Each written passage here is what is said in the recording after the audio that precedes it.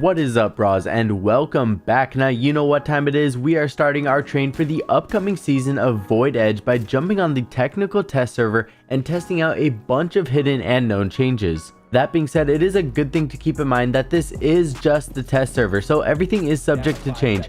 But if past experiences have any indicators of the future, then we should be able to expect that most of these will be in the build when Operation Void Edge does go live. Lately, UB has been doing a crazy good job with quality of life changes, and it's actually really cool to see, and it makes me that much more hyped for the new season. I also want to apologize in advance. I've been sick for the last couple days, so thank you in advance for understanding. Hopefully I don't sound too nasally. I'm definitely trying my best for you all. But anyways, with all of that stuff out of the way, let's take a look at some of these new changes that are going to be hitting us very soon. Now, this first one definitely came as a surprise to me. I used to use window pixel peaks like this all the time, whether it be for spawn peaks or even just early kills on people approaching the building. It was crazy strong, but it looks like they're doing a complete rework around the windows, the way that they're barricaded. So even though I use that, I think that that's a really good quality of life change. Next up, we're going to take a quick look at some of the spawn kill fixes on the reworked Oregon. Now, when you play the new Oregon, you will notice a ton more of differences than just what I'm about to show you here, but these changes that I'm including really help make this map that much better. The run out to spawn kill into construction is now blocked, as well as the gaps in the windmill are now barricaded up, so you can't get shot running around it anymore when you spawn junkyard. If you follow me on Twitter, then you'll also know that the run out at the bottom of white stairs when you vault up on top of the washing machine to spawn kill in the street is also patched. And obviously there is a lot more, which is all part of what makes the map reworked, but those few are some of the standouts that are a little bit more relative for the spawn kills that we like to go for here in the fam. Now, speaking of patched spawn rushes, this is another one here on Border. This was an annoying one a ton of people have done ever since Border has come out. I felt like it was a free kill if anybody just keeps their crosshairs on the front of the tank, but for newer players, I definitely see that frustration. So yet again, overall, I think it's a really good quality of life change. You'll see on screen here that even when you double dash as Oryx, you'll still get detected for about a second and a half. So we'll have to work on a couple other spawn kills then. Next up, we have the runner-up for the intro clip, and I was originally going to use this one, but the first one just being on Hereford base makes it so much better. Anyways, this crate is now going to be changed from wood to metal, so it actually could have round changing impact since you won't be able to shoot through it anymore. This could lightly assist in retaking the site, but I guess only time will tell.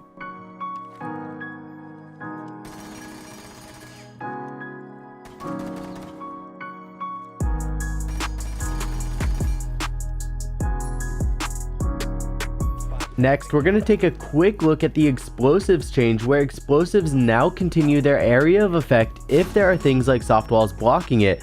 You'll see in the comparisons that the new explosions actually indicate where the explosion happened, such as extra bullets being blown into soft walls, versus before you may not have even known where the explosion was happening. Now, I'm not going to go crazy in depth with this because we have so much more to get to, but if you would like to learn more about this topic, then I highly suggest the Logic Bomb podcast with Flanked, Pete, and Zyronic. In one of their latest episodes, they go in depth with this, and it's really interesting, and yet again, it's such a good quality of life change.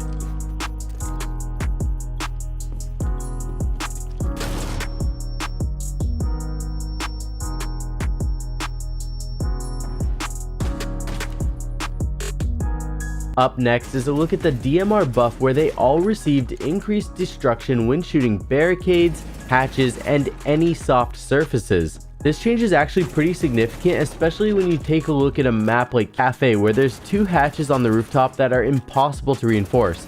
With 5 to 6 bullets per hatch from any DMR, you can take out both of those hatches and save a ton of other operator utility. So then it's just up to you and your squad to make the decision if it's worth making that gun swap.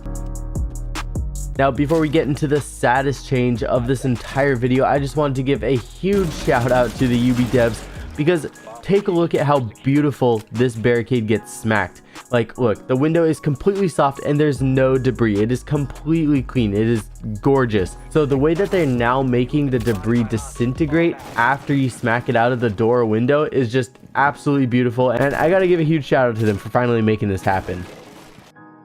Up next is a very interesting change to the way Valkyrie cameras stick to certain surfaces. I first noticed this one during a live match on Bank where I tried throwing my usual Val cams on the top square plants and they just straight up bounced off like a bouncy ball. After that, I then went into customs to test it out, and sure enough, Val cams don't stick to bushes like these anymore. One of my favorite cams on Bank used to be on top of the planter, but now when you throw that same camera, it's either gonna just straight up bounce all the way off, and it can even get stuck bouncing on the plant leaves. But since it's not actively stuck to a surface, it's still not an active camera. It's just kind of dead sitting there till you pick it up again. So it's definitely an interesting change, but sometimes we don't really see the full picture in what the devs have planned, and maybe there were some spots where cameras just went too far through too many leaves, and maybe it was just something that needed to be fixed. I wouldn't worry about it too much at all though. We have hundreds of insane Val cams, and I'll make sure that you are all up to date with the best ones this season. Another interesting change that we noticed on the test server are that there seems to be these invisible ping walls that stop your pings from going through small areas even though you can shoot through them. Slayer first pointed this out to me, and after that I started to notice it a lot more in my future games. Sometimes you kind of have an idea of a tiny angle somebody might be holding, and so you go to ping it for a call out, but it definitely feels like pings are a little bit harder to get in the exact spot that you want now with the last update. Again, this may all change before the new season officially goes live, but it is definitely something to be aware of going into your next games.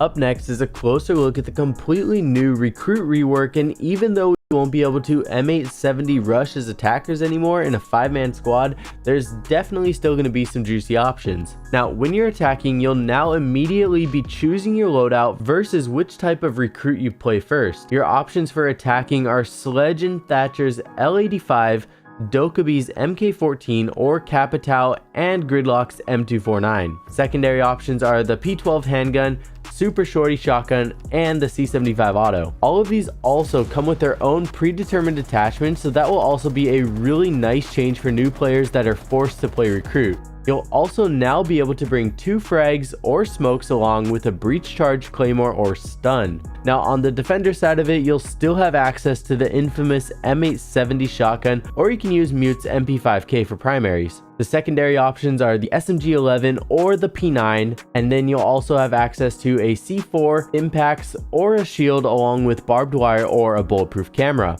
Now this overall just makes recruits way more streamlined than before, which is nice because it used to be kind of a mess looking through all of the different recruit options that you had. This way is much nicer and kind of actually makes them more of a viable pick now, since you'll actually have attachments now. Next up, we're just going to kind of rapid fire through a couple different operator changes, and the first of those being that Castle now has access to the Super Shorty shotgun as a secondary option, which is really helpful since he can now make his own rotations around his castle setups without having to waste his impacts. Another nice operator change is that Frost now is going to have access to the Vortex holographic sight, where if you're like me and you prefer holos over reflex, then that's a great change. If I play Frost, I'm still probably going to take the shotgun over the 9mm, but this is a really nice addition to have. Next up, I'm going to take a quick look at the 2 new changes to general options that you'll have. If you're on console, you'll have the option for the drone after prep, which will allow you to stay on your drone at the end of the prep phase without forcing you off. So if you're running away from a defender and then the timer hits 0, you won't then be forced off of it. You can actually stay on it and continue running away. This has also already saved my drone's life a few times just in the last couple of days that I've been using it. If you're on PC, then you'll now have both the option for the drone after prep and the optional cross chat, which will allow you to choose which text channels come through to your screen. You can now have it be just your own team without having to read everything that the other team says too. Anyways, you guys, that's going to wrap it up for this video. If you know of any more hidden changes, be sure to comment them down below. And if we keep discovering more hidden changes, then maybe we'll have enough to make a part 2 for the Bra fam. Anyways, I love you all. I'll see you all very soon in the next video. Peace.